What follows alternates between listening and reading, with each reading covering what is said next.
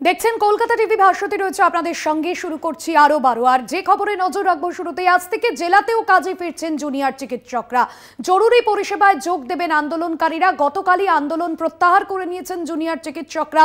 আজ থেকেই জেলায় জেলায় যে সমস্ত মেডিকেল কলেজ ও হাসপাতাল রয়েছে সেখানে জরুরি পরিষেবায় ফিরছেন আন্দোলনকারীরা। সেই ছবি আপনাদের সামনে তুলে ধরছি।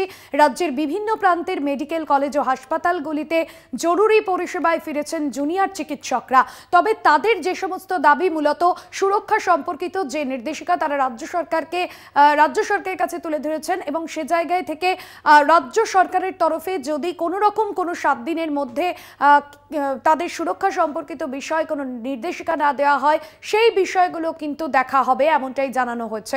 এবং পরবর্তীতে যদি 7 দিনের মধ্যে সময়সীমা দেওয়া হচ্ছে রাজ্যের তরফে, 7 দিনের মধ্যে রাজ্যের সমস্ত যে মেডিকেল কলেজ এবং হাসপাতাল রয়েছে সেখানে সুরক্ষা সম্পর্কিত বিষয় নিশ্চিত করা হবে।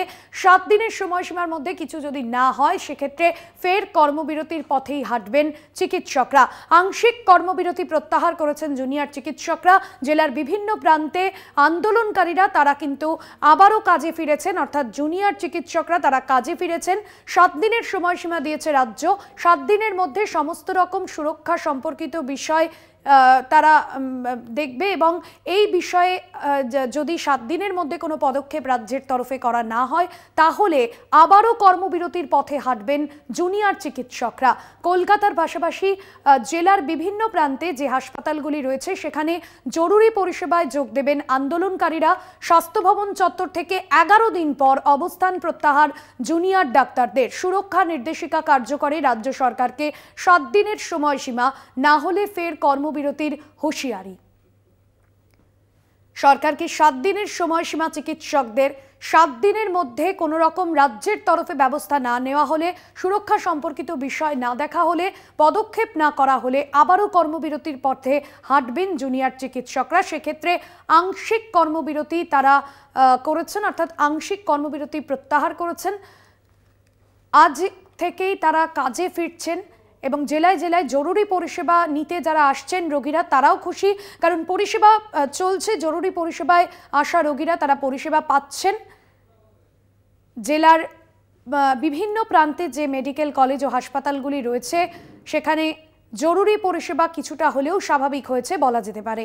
জুনিয়র চিকিৎসকদের কাজে ফেরা নিয়ে আমরা দেখেছিলাম একাধিকবার রাজ্যের তরফে যে আবেদন করা হয়, তবুও রাজ্যের কাছে যে সমস্ত দাবি তারা রেখেছিলেন, মূলত এর আগে আমরা দেখেছিলাম মুখ্যমন্ত্রীর বাড়িতে বৈঠকের পর তারা যে সমস্ত দাবি রেখেছিলেন, পুলিশ কমিশনার সহ স্বাস্থ্য শিক্ষা অধিকর্তা, স্বাস্থ্য অধিকর্তাকে সরানোর দাবি তারা জানিয়েছিলেন এবং পরবর্তীতে প্রশাসনের তরফেও সিদ্ধান্ত নেওয়া হয় এবং আমরা দেখেছিলাম স্বাস্থ্য প্রশাসনে যেরকম রদবদল করা হয়, অন্যদিকে পুলিশ কমিশনারকেও সরানো হয় এবং এই আরজি করের ঘটনার প্রতিবাদে তারা লাগাতার কর্মবিরতির পথে হেঁটেছিলেন, যার জেরে জরুরি পরিষেবা তা কিন্তু বিঘ্নিত হয়েছে। সেক্ষেত্রে গতকাল আমরা দেখলাম স্বাস্থ্য ভবন থেকে সিজিও অবধি তাদের যে মিছিল ছিল এবং তারপর তারা কর্মবিরতি প্রত্যাহার করে নেন।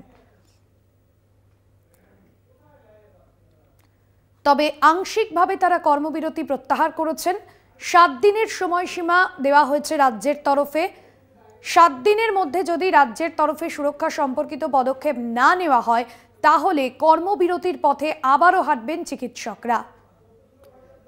সত্যসুন্দর ভট্টাচার্য আমাদের প্রতিনিধি রয়েছেন আমাদের সঙ্গে। সত্যসুন্দর, ঠিক কি বিষয়ে আমরা দেখলাম যে আংশিকভাবে তারা কর্মবিরতির পথে হেঁটেছেন, যদিও তাদের যে সুরক্ষা সম্পর্কিত দাবি সেই দাবি না মানা হলে তারা আবারও কর্মবিরতির দিকে পা বাড়াবেন। আমরা যাব সত্যসুন্দরের কাছে। তবে আপনাদের যে ছবি দেখাচ্ছি, আজ থেকে জরুরি পরিষেবায় যোগ দিয়েছেন জুনিয়র চিকিৎসকরা এবং জুনিয়র চিকিৎসকরা জরুরি পরিষেবায় যোগ দেওয়ার ফলে কিন্তু অনেকটা হলেও কিন্তু এখনো পরিষেবা স্বাভাবিক হয়েছে। জেলার বিভিন্ন প্রান্তে কিন্তু জরুরি পরিষেবায় ফিরেছেন জুনিয়র চিকিৎসকরা। সেই ছবি আপনাদের সামনে তুলে ধরলাম। সরকারকে 7 দিনের সময়সীমা দেওয়া হয়েছে এবং 7 দিনের মধ্যে জুনিয়র চিকিৎসকদের নিরাপত্তা বিষয় যদি সুনিশ্চিত না করা হয় তাহলে আবারও কর্মবিরতির পথেই হাঁটবেন তারা। আরজিকর থেকে রয়েছেন আমাদের প্রতিনিধি সরাসরি সত্যসুন্দর ভট্টাচার্য। সত্যসুন্দর, গতকালই আমরা দেখলাম যে মিছিল হয় এবং মিছিলের পর তারা আংশিকভাবে কর্মবিরতি প্রত্যাহার করে নেয়। আজ থেকে তারা কাজে ফিরেছেন। আরজিকরের পাশাপাশি বিভিন্ন যে মেডিকেল কলেজগুলি রয়েছে জেলা থেকে শহরের বিভিন্ন প্রান্তে, সেখানে কাজে ফিরেছেন। জরুরি পরিষেবা কিছুটা হলেও স্বাভাবিক হয়েছে। কি বলছেন আন্দোলনকারী জুনিয়র চিকিৎসকরা?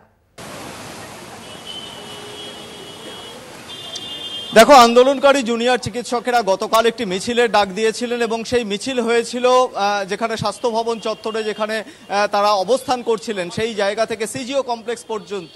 সিবিআই এর যারা আধিকারিক তাদের কাছে তাদের দাবি ছিল যে দ্রুততার সঙ্গে যাতে এই বিচার প্রক্রিয়া সম্পন্ন করা হয়, কেননা এর আগেও রাজ্যের বিভিন্ন বিচার প্রক্রিয়া দেখা গেছে যে শেষ পর্যন্ত সিবিআই কিন্তু কোনো রকম কিনারা করতে পারেনি। সেই জায়গা থেকে এই আরজিকর মেডিকেল কলেজ হাসপাতালের নির্যাতিতা চিকিৎসক তরুণীর ধর্ষণ এবং খুনের ঘটনার বিচারের দাবি সমানভাবে রয়েছে। কিন্তু শনিবার সকাল থেকে, আজ সকাল থেকেই কিন্তু জরুরি পরিষেবার কাজ কিন্তু সমানভাবে চলছে। জরুরি পরিষেবায় যাতে কোনোভাবে কোনো গাফিলতি না হয় সেই দিকটাও কিন্তু নিশ্চিত করছেন আন্দোলনরত জুনিয়র চিকিৎসকেরা। কিঞ্জল, আমরা প্রথম থেকে দেখেছিলাম আপনারা যে আন্দোলনে ছিলেন, আজও সেই আন্দোলন এবং বিচারের দাবি সমানভাবে রয়েছে, কিন্তু সেই জায়গায় জরুরি পরিষেবাতেও হাত মিলিয়েছেন।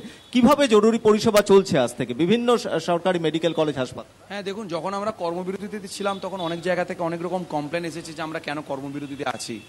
সেই জায়গায় দাঁড়িয়ে আমরা কেন কর্মবিরতিতে ছিলাম সেই প্রশ্নটা অনেকেই বুঝতে পারেননি যে আমরা কেন কর্মবিরতিতে আছি। ৭,৫০০ জুনিয়র ডক্টররা কেন কর্মবিরতি করছেন, এবং সেই জায়গায় সিনিয়র ডক্টররা যেভাবে সমস্ত ডিপার্টমেন্টের সমস্ত বিভাগ সামলেছেন সেটা খুবই মানে কি বলবো, প্রশংসা করে আমি সেটাকে স্যারেদের অবদানকে ছোট করতে পারবো না। তার জন্য স্যারেদের প্রণাম যে স্যারেরা যেভাবে আমাদের আন্দোলনের সাথে থেকেছেন, সেটাও একটা আমার মনে হয় স্যারেদের আন্দোলনের বা প্রতিবাদের একটি মাধ্যম। এই মুহূর্তে দাঁড়িয়ে সাধারণ মানুষ যেভাবে এফেক্টেড হয়েছে ফ্লাড এরিয়াতে বা বিভিন্ন জায়গায়, সেই জায়গায় আমার মনে হয়েছে যে আন্দোলনে সাধারণ মানুষ যেভাবে পার্টিসিপেট করেছেন, সেই জায়গায় আমাদের মনে হয় এখন এই মুহূর্তে সাধারণ মানুষের পাশে দাঁড়ানো খুব প্রয়োজন। যে দাবিগুলো আমরা রেখেছিলাম সরকারের কাছে তার আংশিকটা পূরণ হয়েছে, অনেকাংশেই পূরণ হয়নি এখনও। তো সেই জায়গায় আমরা এসেনশিয়াল সার্ভিসগুলো শুরু করেছি এবং দেখি যদি ইনফ্রাস্ট্রাকচার রিলেটেড যে দাবিগুলো ছিল বা থ্রেড কালচার রিলেটেড যে দাবিগুলো ছিল, যেগুলো সরকারের কাছ থেকে পাওয়ার কথা, সেই জিনিসগুলো কিছুটা সময় সরকার চেয়েছেন, সত্যিই তাই, এগুলো ইমপ্লিমেন্ট করতে একটু সময় লাগে। সেই সময়ের মধ্যে যদি দেখি যে সেগুলো কোনো রকম কিছু সদর্থক ভূমিকা পালন হচ্ছে না, তাহলে কিন্তু আমরা আবার কমপ্লিট সিজওয়ার্কে যাব। কারণ নিরাপত্তার বিষয় আমরা কিন্তু এখনো সুনিশ্চিত নই। নিরাপত্তার বিষয়টা এখনো পর্যন্ত পুরোপুরি সুনিশ্চিত হয়নি এবং যে সমস্ত ডাইরেক্টিভস দেওয়া হয়েছে সেই সমস্ত ডাইরেক্টিভসের যে কার্যকরী ভূমিকা সেই বিষয়টাও কিন্তু যথেষ্ট গুরুত্বপূর্ণ এবং সেদিকেও তারা নজর রাখছেন। আমরা দেখেছি যে ডাইরেক্টিভস ইতিমধ্যেই যেগুলো দেওয়া হয়েছে তাতে কিন্তু অধিকাংশ দাবি কিন্তু কোথাও গিয়ে একটা মান্যতা দেওয়ার কথা বলা হচ্ছে, কিন্তু সেগুলোর বাস্তবায়ন কি আপনারা সেই দিকে লক্ষ্য রাখছেন? অবশ্যই, সেই জন্য আমরা বলেছি যে মহামান্য সুপ্রিম কোর্ট যে রূপরেখা দিয়েছেন কনফিডেন্স বিল্ডিংয়ের জন্য সেফটি সিকিউরিটির ক্ষেত্রে বা প্রশ্নে, সেই বিষয়গুলো যে সময়সীমা বেঁধে দিয়েছেন, যদি তার মধ্যে না হয় আমরা যে বাস্তবায়ন, অর্থাৎ যে ওয়ার্ডে, যে রুমে, ডক্টরসের রুম, ওয়ার্ড রুম, পেশেন্ট যে এমার্জেন্সি, অল জায়গায় যে সেফটি সিকিউরিটির রূপরেখা দিয়েছে, সেটা যদি গ্রাউন্ড ফিল্ডে না হয়, সেটা আমরা এখনো পর্যন্ত দেখতে পাচ্ছি না। যদি এই সময়সীমার মধ্যে না হয় তাহলে কিন্তু আমরা এটা বলে দিতে চাই যে আমরা কিন্তু আরও বৃহত্তর আন্দোলন এবং সেটা কমপ্লিট সিজওয়ার্ক থেকে শুরু করে আরও বেশি তীব্র আন্দোলনের ডাক কিন্তু আমরা দেব। আন্দোলন যেরকম রয়েছে সেই আন্দোলনের গতি প্রকৃতি এবং সব মিলিয়ে কিন্তু বিচারের দাবি সমানভাবে রয়েছে, কিন্তু জরুরি পরিষেবা তারা শুরু করেছেন। সেখানে ট্রমা কেয়ার সেন্টার বা অন্যান্য যে সমস্ত জরুরি পরিষেবার যে সমস্ত অংশগুলো রয়েছে তাতে তারা হাত মিলিয়েছেন। এছাড়াও বন্যা দুর্গত, বন্যা পীড়িত এলাকাগুলোতে সেখানে তারা মেডিকেল ক্যাম্প খুলেছেন এবং তার নাম দেওয়া হয়েছে অভয়া ক্লিনিক। ফলে সেখানের মানুষও, বন্যা দুর্গত মানুষও যাতে চিকিৎসা পরিষেবা থেকে বঞ্চিত না হয় সেই লক্ষ্যে আরজিকর মেডিকেল কলেজের সহ অন্যান্য যে সমস্ত সরকারি মেডিকেল কলেজের জুনিয়র চিকিৎসকেরা যারা আন্দোলনে ছিলেন তারা কিন্তু বিভিন্ন ছোট ছোট গ্রুপ তারা তারা সেখানকার যেরকম ইতিমধ্যেই পাঁশকুড়াতে পৌঁছেছেন, পাঁশকুড়া মেডিকেল কলেজ এছাড়াও সাগর দত্ত মেডিকেল কলেজের সঙ্গে কথা হয়েছে বলে তারা জানাচ্ছেন। ফলে সেখানকার যে স্থানীয় মেডিকেল কলেজ হাসপাতাল রয়েছে তাদের সঙ্গে যোগাযোগ করে সেখানে যাতে রিলিফ ক্যাম্প এবং মেডিকেল ক্যাম্প চালু করা যায় সে বিষয়েও কিন্তু উদ্যোগী হয়েছেন। কিন্তু বিচারের দাবি সমানভাবে রয়েছে এবং যে সমস্ত ডাইরেক্টিভ সরকারের তরফ থেকে দেওয়া হয়েছে সেগুলো কতটা বাস্তবায়িত হচ্ছে, স্বাস্থ্য পরিষেবা, স্বাস্থ্য পরিকাঠামো এবং সুরক্ষার প্রশ্নে সেই বিষয়েও কিন্তু নজর রয়েছে আন্দোলনরত জুনিয়র চিকিৎসকদের। একদমই ধন্যবাদ জানাবো। সত্যসুন্দর ভট্টাচার্য আমাদের প্রতিনিধি ছিলেন সরাসরি আমাদের সঙ্গে। আজ থেকে আবারও কাজে ফিরছেন, জরুরি পরিষেবায় ফিরছেন জুনিয়র চিকিৎসকরা। তবে 7 দিনের মধ্যে তারা সময়সীমা বেঁধে দিয়েছেন। 7 দিনের মধ্যে তারা যে সুরক্ষা সম্পর্কিত দাবি রাজ্যের কাছে রেখেছেন সেই সমস্ত দাবি পূরণ না হলে আবারও কর্মবিরতির পথেই হাঁটবেন জুনিয়র চিকিৎসকরা।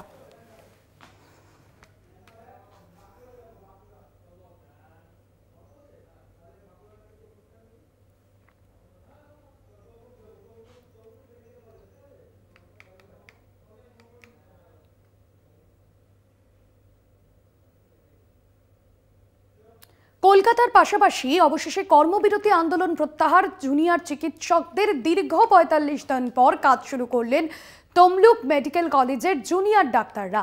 আরজিকর কাণ্ডে ইতিমধ্যেই কর্মবিরতির ঘোষণা করেছিল West Bengal junior doctor association. ইতিমধ্যেই কাজ শুরু করেছেন ডাক্তাররা।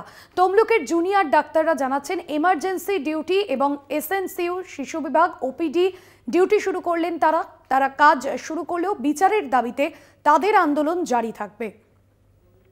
আপনাদের যে ছবি তুলে ধরছি জেলার বিভিন্ন প্রান্তের যে হাসপাতালগুলি সেখানেও যেরকম জরুরি পরিষেবায় আন্দোলনকারীরা যোগ দিয়েছেন, তমলুক মেডিকেল কলেজের ছবি আপনাদের সামনে তুলে ধরছি। আজ থেকে জেলাতেও কাজে ফিরছেন জুনিয়র ডাক্তাররা। সৌমজিৎ চট্টোপাধ্যায় রয়েছেন ফোন লাইনে প্রতিনিধি। সৌমজিৎ, জরুরি পরিষেবা যোগ দিচ্ছেন আন্দোলনকারীরা, জেলাতেও একই ছবি লক্ষ্য করা যাচ্ছে, কি জানাচ্ছেন জুনিয়র চিকিৎসকরা? দেখো, West Bengal junior doctor council তারা কিন্তু আরজিকর ঘটনার প্রতিবাদে তারা কর্মবিরতি ডেকেছিল এবং আজকে ৪২ দিন পরে কিন্তু তারা কর্মবিরতি ওঠালো। ইতিমধ্যেই তমলুক মেডিকেল কলেজে কিন্তু ডাক্তাররা কাজে যোগ দিয়েছেন। এমার্জেন্সি, এনসিইউ এবং বিভিন্ন বিভাগে তারা কিন্তু কাজ করছেন ইতিমধ্যেই এবং জুনিয়র ডাক্তাররা যেটা জানাচ্ছেন যে তারা ইতিমধ্যে কাজ শুরু করলেও তাদের আন্দোলন কিন্তু জারি থাকবে। শুভজিৎ, সেক্ষেত্রে জরুরি পরিষেবা পাচ্ছেন, জেলার বিভিন্ন প্রান্তে মানুষজন আসছেন তমলুক মেডিকেল কলেজ, সে জায়গায় যারা আসছেন রোগীরা তাদের পরিবারই বা কি জানাচ্ছে, পরিষেবা ঠিকঠাক হচ্ছে? দেখো, পরিবার যেটা জানাচ্ছেন যে জুনিয়র ডাক্তাররা কাজে যোগ দিয়েছেন তারা স্বভাবতই খুশি, কেননা শুধুমাত্র কয়েকজন সিনিয়র ডক্টর এতদিন ছিলেন তারা রোগী দেখতেন এবং এই যে রোগীর ক্রমবর্ধমান চাপ সেটা কিন্তু তাদের অনেকটাই সময় লাগতো। এক্ষেত্রে জুনিয়র ডাক্তাররা যখন কাজে যোগ দিয়েছেন সেক্ষেত্রে এতজন জুনিয়র ডাক্তার একসাথেই রোগী দেখছেন, তার ফলে কিন্তু সময় অনেক কম লাগছে এবং পরিষেবাটা ভালো পাচ্ছেন বলেই দাবি রোগীর পরিবারের। ধন্যবাদ সৌমজিৎ। তমলুক মেডিকেল কলেজের ছবি আপনাদের সামনে তুলে ধরছি। সেখানে জরুরি পরিষেবা ইতিমধ্যেই শুরু হয়ে গিয়েছে এবং জরুরি পরিষেবা শুরু হওয়ায় সাধারণ মানুষজন থেকে রোগীরা যারা আসছেন তারা কিন্তু পরিষেবা পাচ্ছেন।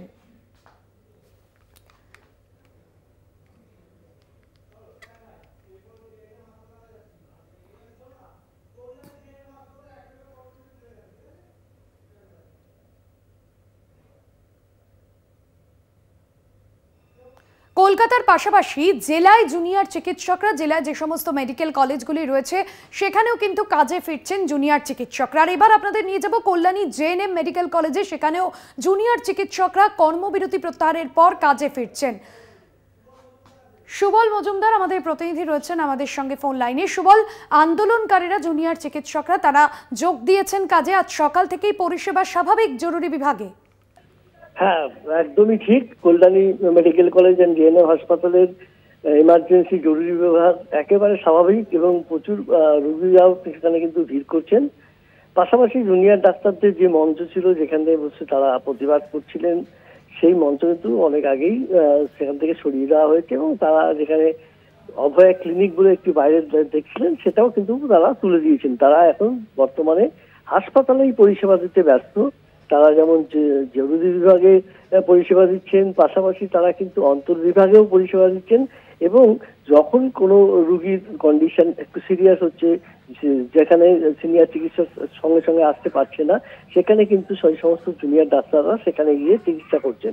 ফলে একটা স্বাভাবিক এবং প্রত্যেক রোগীও খুশি এবং তারা একদম ভালো চিকিৎসা পাচ্ছেন এবং পরিষেবা পাচ্ছেন, এ নিয়ে কিন্তু তারাও খুশি। পাশাপাশি এই আন্দোলনের ফলে কিছু ব্যাহত হলেও এখন কিন্তু কল্যাণী জেএনএম মেডিকেল কলেজ হাসপাতাল প্রায় স্বাভাবিক বললেই চলে এবং সমস্ত যারা জুনিয়র ডাক্তার তারা শারীরিকভাবে যদিও এখনো কাজে ফেরেননি, তবে বেশিরভাগই জুনিয়র ডাক্তাররা কিন্তু ওই যেটা বললাম যে যেখানে এমার্জেন্সি এবং অন্তর্বিভাগ সেখানে কিন্তু তারা পরিষেবা দিচ্ছেন, যদিও তারা বহির্বিভাগে এখনো পরিষেবা চালু করেননি।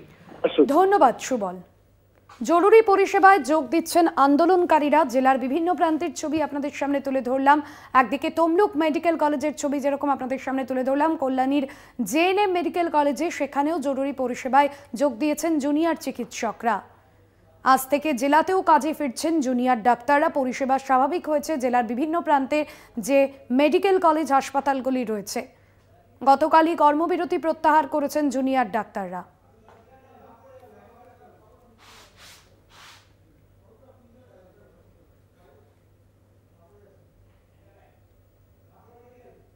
বাঁকুড়া মেডিকেল কলেজের ছবি আপনাদের সামনে তুলে ধরব। কলকাতার পাশাপাশি জেলার বিভিন্ন প্রান্তের মেডিকেল কলেজগুলিতে কাজে ফিরেছেন জুনিয়র চিকিৎসকরা।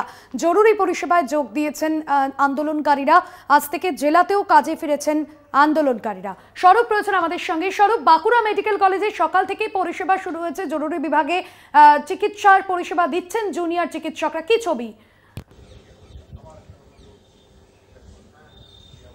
একেবারেই দেখো, একটা অত্যন্ত গুরুত্বপূর্ণ বিষয়। তার কারণ হচ্ছে যারা রোগীর চিকিৎসা পরিষেবা পেতে আসেন মেডিকেল কলেজ হাসপাতালে, তারা অন্তত দেখতে পাচ্ছেন দীর্ঘদিন পর, 1 মাসেরও বেশি সময় পর জুনিয়র চিকিৎসকরা হাতে পেন নিয়ে প্রেসক্রিপশন করছেন, গলায় স্টেথো নিয়ে তারা চিকিৎসা পরিষেবা শুরু করেছেন। এবং তাদের যে পরিষেবা, সেই পরিষেবা কিন্তু যে একটা অফিসিয়ালি ভাবে শুরু করেছেন সেটা আজকে সকাল থেকে পরিষ্কার। বাঁকুড়া অন্যান্য মেডিকেল কলেজের পাশাপাশি বাঁকুড়া সম্মিলনী মেডিকেল কলেজ হাসপাতালেও সেই ছবিটায় দেখা গেল যে জরুরি বিভাগে জুনিয়র চিকিৎসকরা কাজে যোগ দিয়েছেন। তবে অন্যান্য বিভাগে কিন্তু তারা এখনো যোগ দেননি। তবে বাঁকুড়া মেডিকেল কলেজ হাসপাতালের চিকিৎসকরা তারা যেটা বলছেন যে অন্যান্য বিভাগে তারা যোগ না দিলেও তাদের যদি প্রয়োজন হয়, অর্থাৎ সিনিয়ররা যদি তাদের ডাক দেন, তাহলে তারা কিন্তু যে চিকিৎসা পরিষেবা করবেন। কিন্তু এমার্জেন্সি বিভাগে সকাল থেকেই একটা চিকিৎসকরা ফিরেছেন কাজে যোগ দিয়েছেন। দীর্ঘদিন ধরে যে আন্দোলন চলছিল আরজিকর ইস্যুকে সামনে রেখে 1 মাসেরও বেশি সময় ধরে কর্মবিরতি, আর যার জেরে চিকিৎসা পরিষেবাতে ব্যাপক একটা প্রভাব পড়েছিল। বাঁকুড়া মেডিকেল কলেজ হাসপাতাল শুধু বাঁকুড়ার জেলার মানুষের জন্য নয়, পার্শ্ববর্তী যে জেলাগুলি রয়েছে সেই জেলার মানুষের অত্যন্ত নির্ভরযোগ্য এবং একটি প্রতিষ্ঠান বাঁকুড়া সম্মিলনী মেডিকেল কলেজ হাসপাতাল। সেই হাসপাতালের চিকিৎসকরা যখন কর্মবিরতিতে চলে যান, জুনিয়র চিকিৎসকরা একটা বৃহৎ অংশ, স্বাভাবিকভাবেই বাঁকুড়া মেডিকেল কলেজ হাসপাতালের চিকিৎসা পরিষেবাতে একটা ব্যাপক প্রভাব পড়ে, সেটা স্বীকারও করেছিলেন মেডিকেল কলেজ কর্তৃপক্ষ। তবে বাঁকুড়া মেডিকেল কলেজ হাসপাতালের জুনিয়র চিকিৎসকরা আন্দোলনের মধ্য দিয়েও যে ছবি দেখা গিয়েছে যে একাধিক মানুষের তারা চিকিৎসা পরিষেবা দিয়েছেন, যেখানে তারা কর্মবিরতি করছেন সেই কর্মবিরতির স্থলেও পাশাপাশি এমার্জেন্সি বিভাগেও তারা ছুটে গেছেন, ছুটে যেয়ে তারা চিকিৎসা পরিষেবা দিয়েছেন, সেই ছবিও আমরা দেখিয়েছি। কিন্তু আজ থেকে তারা অফিসিয়ালি ভাবে তারা কাজে যোগ দিলেন। স্বাভাবিকভাবেই এই কাজে যোগ দেওয়াটাই চাইছিলেন সাধারণ মানুষ, যারা বাঁকুড়া মেডিকেল কলেজ হাসপাতালে চিকিৎসা করাতে আসেন, রোগীর পরিবার, আত্মীয় পরিজন, তারা চাইছিলেন যে তারা আন্দোলন হোক, কিন্তু আন্দোলনের মধ্য দিয়েও চিকিৎসা পরিষেবা যাতে চালু হয়। আজ থেকে চালু হয়েছে, খুশি রোগীর পরিবারেরা এবং চিকিৎসকরাও যেটা বলছেন যে তারা কিন্তু জরুরি বিভাগে রোস্টার ডিউটি মেনে তারা ডিউটি শুরু করে দিলেন এবং আজ থেকে বাঁকুড়া মেডিকেল কলেজ হাসপাতালের জুনিয়ররা যোগ দিলেন কাজে। এটা একদমই সেই ছবি দেখা যাচ্ছে। ভাস্বতী, একদমই ধন্যবাদ জানাবো। বাঁকুড়া থেকে ছিলেন আমাদের প্রতিনিধি সরাসরি স্বরূপ গঙ্গোপাধ্যায়। আজ থেকে জেলাতেও কাজে ফিরলেন জুনিয়র ডাক্তাররা, জরুরি পরিষেবায় ফিরলেন তারা।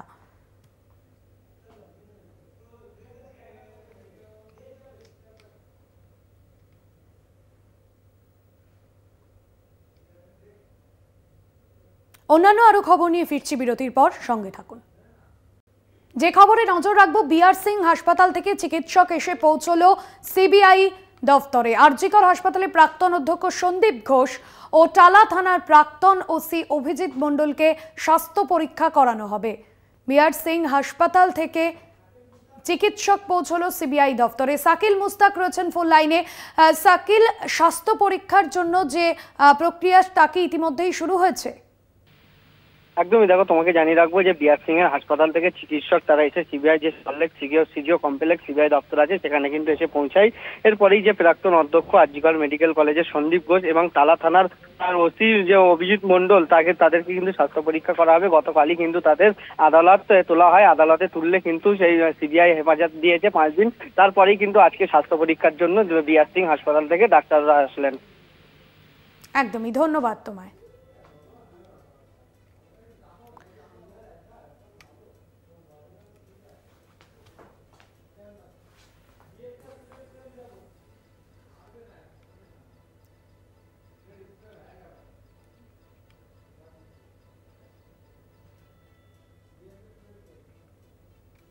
আরজিকর কাণ্ডের প্রতিবাদ করায় ক্লাস করতে না দেওয়ার অভিযোগ। কলেজের 2 ছাত্রীকে ক্লাস করতে না দেওয়ার অভিযোগ। আন্দোলনের নামে কলেজের পরিবেশ নষ্ট করেছিল অভিযোগ ভূগোল বিভাগের প্রধানের। বাঁকুড়ার শারদামণি মহিলা মহাবিদ্যাপীঠের ঘটনা আপনাদের জানিয়ে রাখবো। এর আগে আমরা দেখেছিলাম যে আরজিকরের ঘটনার প্রতিবাদে যেরকম গোটা রাজ্যের পাশাপাশি গোটা দেশ জুড়ে প্রতিবাদ আন্দোলনের ঝাঁজ গিয়েছে আরজিকরের। এবার কলেজের 2 ছাত্রীকে ক্লাস করতে না দেওয়ার অভিযোগ। যদিও ওই বিভাগীয় প্রধান জানাচ্ছেন যে প্রতিবাদের নামে কলেজের পরিবেশ নষ্ট করা হচ্ছিল। স্বরূপ গঙ্গোপাধ্যায় রয়েছেন ফোন লাইনে। স্বরূপ, বিভাগীয় প্রধানের কি অভিযোগ? দেখো, বিভাগীয় প্রধান ভূগোল বিভাগের বাঁকুড়া জেলা শারদামণি মহিলা মহাবিদ্যাপীঠের যিনি বিভাগীয় প্রধান, অর্থাৎ পাশাপাশি তিনি শাসক দলের একজন প্রাক্তন মন্ত্রী শ্যামল সাঁতরা, তার যেটা বক্তব্য, তার যেটা দাবি যে স্কুলেরই ওই বিভাগেরই ভূগোল বিভাগের একাধিক ছাত্রী তারা একটি অভিযোগ দায়ের করেছেন, চিঠি দিয়েছেন তাকে, এবং সেই চিঠিতে যে 2 ছাত্রী অভিযোগ করছেন যে তাকে ক্লাস থেকে বের করে দেওয়া হয়েছে, সেই 2 ছাত্রীর বিরুদ্ধে অভিযোগ করেছেন একাধিক ছাত্রী, যারা অভিযোগ করে বলেছেন, চিঠিতে লিখে বলেছেন যে এই 2 ছাত্রী সহ একাধিক ছাত্রী রয়েছেন যারা কলেজের পরিবেশ নষ্ট করছে, কলেজে উত্ত্যক্ত করছে, অন্যান্য ছাত্রীদের রাজনীতির আসরে নামতে বাধ্য করছেন, এমন অভিযোগ করা হয়েছে।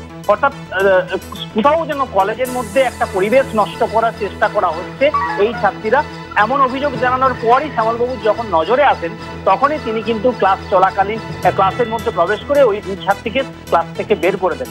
অন্যদিকে যে 2 ছাত্রী অভিযোগ করছেন যে তারা আরজিকর কাণ্ডের প্রতিবাদ করেছিলেন, স্কুলের কলেজ কর্তৃপক্ষের বিভিন্ন চাপকে উপেক্ষা করে, ভয়কে উপেক্ষা করে কলেজের গেটের সামনে তারা আন্দোলন করেছেন, আরজিকর ঘটনার প্রতিবাদ জানিয়েছেন, রাস্তায় ছবি এঁকে তারা প্রতিবাদ করেছেন, আর সেই প্রতিবাদের কারণেই তাদেরকে ক্লাস থেকে বের করে দেওয়া হয়েছে। এবং শুধু তাই নয়, তারা যে একটা বাঁকুড়ার যে কলেজ মহিলা মহাবিদ্যাপীঠ, সেই কলেজের মধ্যে যে থ্রেড কালচার রয়েছে তারা কিন্তু সরব হয়েছেন। গতকাল যখন তাদেরকে ক্লাস থেকে বের করে দেয়, বিষয়টি যখন কলেজ কর্তৃপক্ষের নজরে আনেন ওই অধ্যাপকের বিরুদ্ধে, তখন কলেজ কর্তৃপক্ষ কিন্তু কোনো পদক্ষেপ নেয়নি। স্বাভাবিকভাবে ওই 2 ছাত্রী বেছে নিয়েছিলেন সামাজিক মাধ্যমকে, এবং সেই সামাজিক মাধ্যমে তারা তাদের বক্তব্য পেশ করে তারা তাদের প্রতিবাদ জানান যে তারা আজকে থ্রেড কালচারের শিকার হয়েছেন। এবং অন্যদিকে শ্যামলবাবু, অর্থাৎ যার বিরুদ্ধে এই অভিযোগ, যে 2 ছাত্রী অভিযোগ করছেন, শ্যামলবাবুর পরিষ্কার বক্তব্য যে আরজিকরের ঘটনার প্রতিবাদের বিষয় নয়, কারণ আরজিকরের ঘটনার প্রতিবাদ তারাও কিন্তু করেছেন, কিন্তু যে 2 ছাত্রী কলেজের পরিবেশ নষ্ট করছিল সেই 2 ছাত্রীকে বের করে দেওয়া হয়েছে নির্দিষ্ট ক্লাসরুম থেকে, অর্থাৎ ক্লাস থেকে বের করে দেওয়া হয়েছে। তাদেরকে ওই ক্লাসের মধ্যে তারা যাতে না আসে সেটাও তাদেরকে বলা হয়েছে, কিন্তু কলেজের পরিবেশ যেহেতু তারা নষ্ট করছিল, উত্তক্ত করছিল অন্যান্য ছাত্রীদের, সেই জন্যই কিন্তু তিনি এই পদক্ষেপ নিয়েছেন বা সেই জন্যই কিন্তু তিনি এই ব্যবস্থা নিয়েছেন, এমনটা দাবি করেছেন শ্যামল সাঁতরা। ধন্যবাদ স্বরূপ।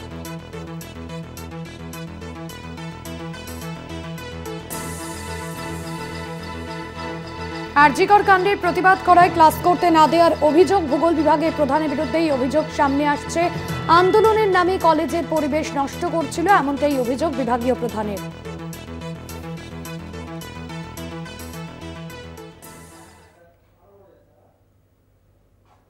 অন্যান্য খবর নিয়ে ফিরছি বিরতির পর, সঙ্গে থাকুন। বাংলার মুকুটে নয়া পালক, রাষ্ট্রসংঘের প্রশংসা পেল রাজ্যের রূপশ্রী প্রকল্প। মুখ্যমন্ত্রীর স্বপ্নের সামাজিক প্রকল্প রূপশ্রী, কন্যাশ্রীর পর রূপশ্রীও পেল আন্তর্জাতিক সম্মান। বাংলার মুকুটে নয়া পালক, কন্যাশ্রীর পর এবার রূপশ্রী প্রকল্প সম্মান পেল। রাষ্ট্রসংঘের প্রশংসা পেল রাজ্যের এই প্রকল্প। মুখ্যমন্ত্রীর স্বপ্নের প্রকল্প, স্বপ্নের সামাজিক প্রকল্প রূপশ্রী, এর আগে কন্যাশ্রী প্রকল্প বিশ্বে স্বীকৃতি পেয়েছিল। এবার রাষ্ট্রসংঘের প্রশংসা পেল রাজ্যের রূপশ্রী প্রকল্প। আপনাদের জানিয়ে রাখবো যে রূপশ্রী প্রকল্প মূলত কন্যাশ্রী এবং রূপশ্রী প্রকল্প আর্থিকভাবে পিছিয়ে পড়া পরিবারের মেয়েদের বিবাহের জন্য রূপশ্রী প্রকল্পের যে উদ্যোগ নেয় রাজ্য সরকার, এবং সেখানে এককালীন 25,000 টাকা আর্থিক অনুদান দেওয়া হয়, সেই প্রকল্পই এবার বিশ্বের দরবারে স্বীকৃতি পেল। কন্যাশ্রী এবং রূপশ্রীর ইতিবাচক প্রভাব পড়েছে বাংলার সমাজ ব্যবস্থাতেও। এই দুই প্রকল্পই রাজ্য জুড়ে বিপুল জনপ্রিয়তা পেয়েছিল। 2017-তে কন্যাশ্রীকে শ্রেষ্ঠ প্রকল্পের তকমা দেয় রাষ্ট্রসংঘ। এবার রাষ্ট্রসংঘের প্রশংসা পেল রূপশ্রী প্রকল্প।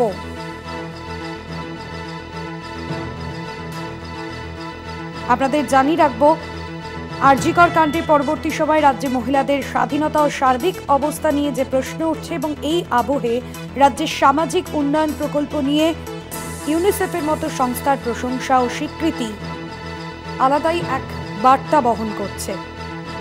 কন্যাশ্রী এবং রূপশ্রী প্রকল্প দুটি সামাজিক উন্নয়নে বড় ভূমিকা নিয়েছে। এর আগে কন্যাশ্রী প্রকল্প বিশ্ব দরবারে স্বীকৃতি পেয়েছে। এবার মুখ্যমন্ত্রীর স্বপ্নের সামাজিক প্রকল্প রূপশ্রী, আর এই দুই প্রকল্পে ভর দিয়ে কিন্তু গ্রাম বাংলার মেয়েরাও আত্মবিশ্বাসী হয়ে উঠেছেন।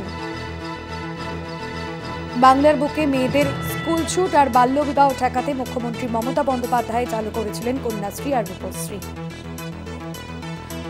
এই মুহূর্তে আমাদের সঙ্গে ফোন লাইনে রয়েছেন তৃণমূল মুখপাত্র অরূপ চক্রবর্তী। অরূপবাবু, এর আগে আমরা দেখেছিলাম কন্যাশ্রী প্রকল্প বিশ্ব দরবারে স্বীকৃতি পেয়েছিল, এবার রাষ্ট্রপুঞ্জের প্রশংসা পেল রূপশ্রী প্রকল্প, আন্তর্জাতিক সম্মান পেল এই প্রকল্প, কি বলবেন? দেখুন, নতুন কিছু নয়, বাংলা চিরকালই দেশকে পথ দেখিয়েছে। এর আগে কন্যাশ্রী ইউনেস্কোর আমাদের রাষ্ট্রসংঘের থেকে পুরস্কার পেয়েছে। আজকে আরেকটি প্রকল্প, সেটিও একইভাবে প্রশংসিত হয়েছে। আসলে মমতা ব্যানার্জি সারা ভারতবর্ষই একই কথা প্রমাণ করছেন, what Bengal thinks today, India thinks tomorrow. একদিন যারা কন্যাশ্রীকে ব্যঙ্গ করেছেন, আজকে তারা কন্যাশ্রীকে অনুসরণ করছেন। আগামী দিন লক্ষ্মীর ভান্ডারকেও একই রকম পুরস্কৃত হবে, সারা বিশ্বে প্রশংসিত হবে। কারণ নোবেলজয়ী অর্থনীতিবিদরা পর্যন্ত বলেছেন, গরিব প্রান্তিক মানুষের হাতে ক্ষমতায়ন তুলে দিতে হবে, অর্থের ক্ষমতায়ন তুলে দিতে হবে। মমতা ব্যানার্জির সরকার গরিবের পাশে, প্রান্তিক মানুষের পাশে দাঁড়িয়ে সেই নাগরিক ক্ষমতায়নের কাজ করছে। রাষ্ট্রপুঞ্জ তাকে স্বীকৃতি দিচ্ছে। আর দুর্ভাগ্যজনকভাবে এ রাজ্যের যারা বিরোধী, একদিকে সিপিএম, একদিকে বিজেপি, আর প্রদেশ কংগ্রেস হচ্ছে সিপিএম আর বিজেপির দালাল, আমি সর্বভারতীয় কংগ্রেসের কথা বলছিলাম, তারা মিলে মমতা ব্যানার্জির প্রকল্পগুলোকে ব্যঙ্গ করে। ওরা যত এইসব ব্যঙ্গ করবে, তত বাংলার মানুষ মমতা ব্যানার্জিকে বেশি করে আঁকড়ে ধরবে। এই যে প্রবল দুর্যোগ বন্যা, বাংলার মানুষের শেষ ভরসা মমতা ব্যানার্জি। সেই বন্যা দুর্গত মানুষের পাশে একটি নাম মমতা ব্যানার্জি। সারা বাংলার মানুষ তাদের গর্বের নেত্রী মমতা ব্যানার্জি, তাকে রাষ্ট্রপুঞ্জ আবার নতুন করে প্রশংসিত করলো। আজকে প্রমাণ হয়ে যাচ্ছে বিশ্বের দরবারে মমতা ব্যানার্জির এই নেতৃত্বকে সারা পৃথিবী স্বীকৃতি দিচ্ছে। আমরা খুশি, আমরা আনন্দিত, বাংলার মানুষ এই পুরস্কারে অত্যন্ত খুশি। অনেক ধন্যবাদ আপনাকে। তৃণমূল মুখপাত্র অরূপ চক্রবর্তী ছিলেন ফোন লাইনে। আর্থিকভাবে পিছিয়ে পড়া দরিদ্র পরিবারের মেয়েদের বিয়ের জন্য পশ্চিমবঙ্গ সরকারের তরফে রূপশ্রী নামের একটি উদ্যোগ নেওয়া হয়েছিল, এবং এই প্রকল্পের অধীনে এককালীন 25,000 টাকা আর্থিক অনুদান দেওয়া হয়।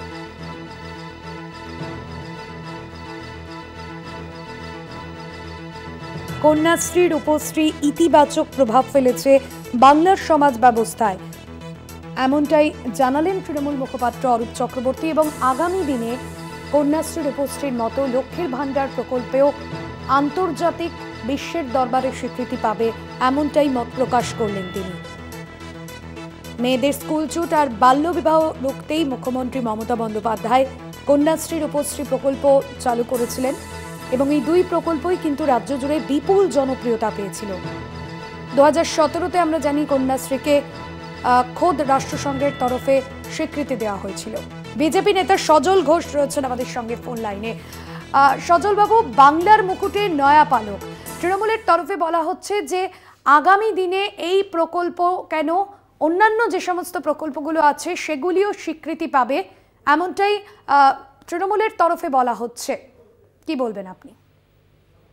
আমরা কোথাও চোখে দেখিনি, বুঝলেন, নেতাদের মুখে মুখে শুনেছি।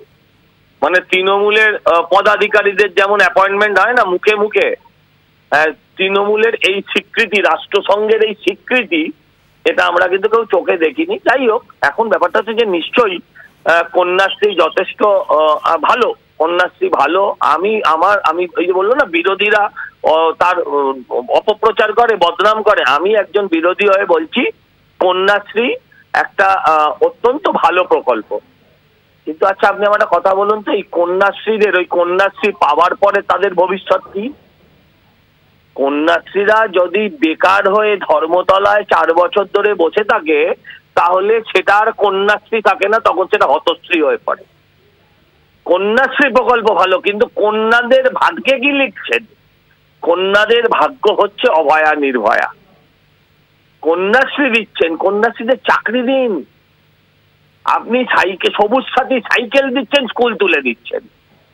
স্কুলে সাইকেল করে তো স্কুলে যাবে নাকি ভিক্টোরিয়ায় ঘুরতে যাবে সেই সাইকেলে? আর এমন সাইকেল যে পেছনে ক্যারিয়ারও দেওয়া যাবে না, কাউকে তোলাও যাবে না। কন্যাশ্রী আবারও বলছি ভালো প্রকল্প, কিন্তু শুধু ক্যাশ টাকা দিয়ে জনগণকে কেনার পরিকল্পনা এটা। এই কন্যাশ্রীদের ভবিষ্যতের অবস্থা কি সেটাও সরকারের ভাবা উচিত।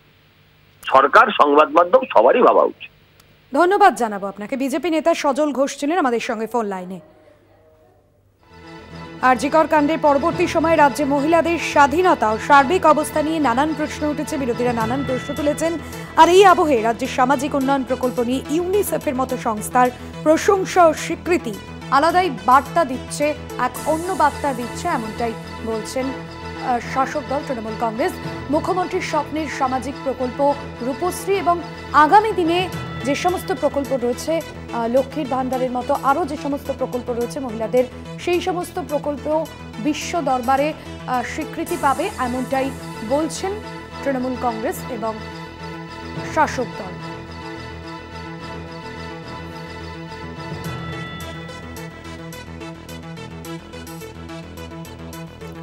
আরজিকর কাণ্ড পরবর্তী সময়ে এ রাজ্যে মহিলাদের কাজের স্বাধীনতা ও সার্বিক অবস্থা নিয়ে নানান প্রশ্ন উঠেছে। এই আবহে রাজ্যের সামাজিক উন্নয়ন প্রকল্প নিয়ে ইউনিসেফের মতো সংস্থার প্রশংসা ও স্বীকৃতি সমালোচকদেরও জরুরি বার্তা দিলে এমনটাই বলা যায়।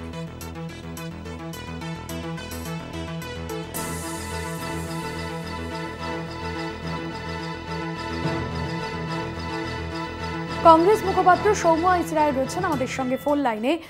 সৌম্যবাবু, তৃণমূলের তরফে যে পোস্ট এবং যেখানে বলা হচ্ছে রাষ্ট্রসংঘের আন্তর্জাতিক সম্মান পেলেন কন্যাশ্রীর পর রূপশ্রী প্রকল্প, সেক্ষেত্রে তৃণমূলের বক্তব্য যে বিরোধীরা যতই অপপ্রচার করুক, বাংলার প্রকল্প আন্তর্জাতিক স্বীকৃতি পাচ্ছে এবং প্রদেশ কংগ্রেস, মূলত কংগ্রেসের তরফে যে নিশানা কংগ্রেসকে করা হচ্ছে, বিজেপি এবং সিপিএম এর চামচেগিরি করছে। কিভাবে দেখছেন এই মন্তব্যকে?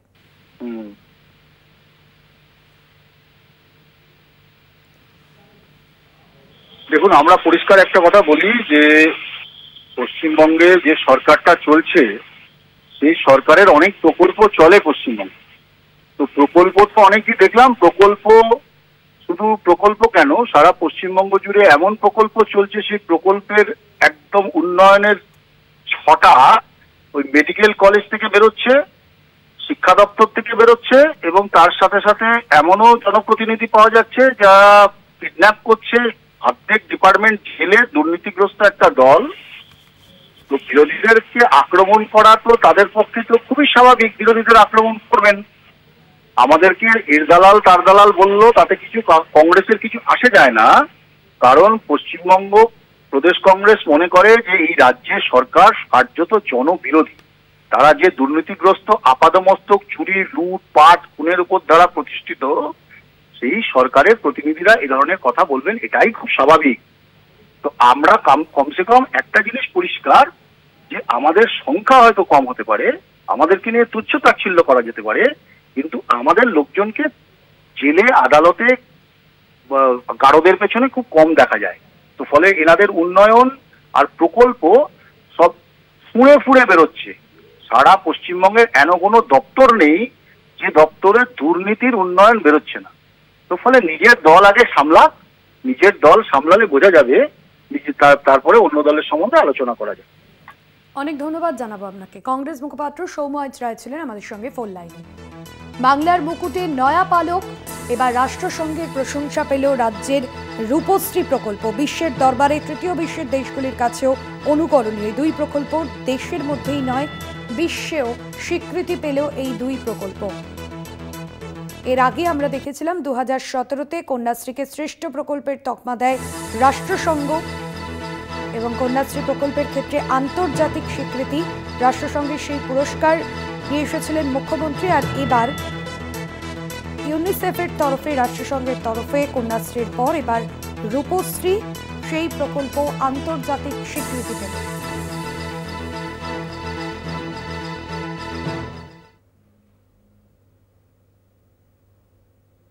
অন্যান্য খবর নিয়ে ফিরছি বিরতির পর, সঙ্গে থাকুন।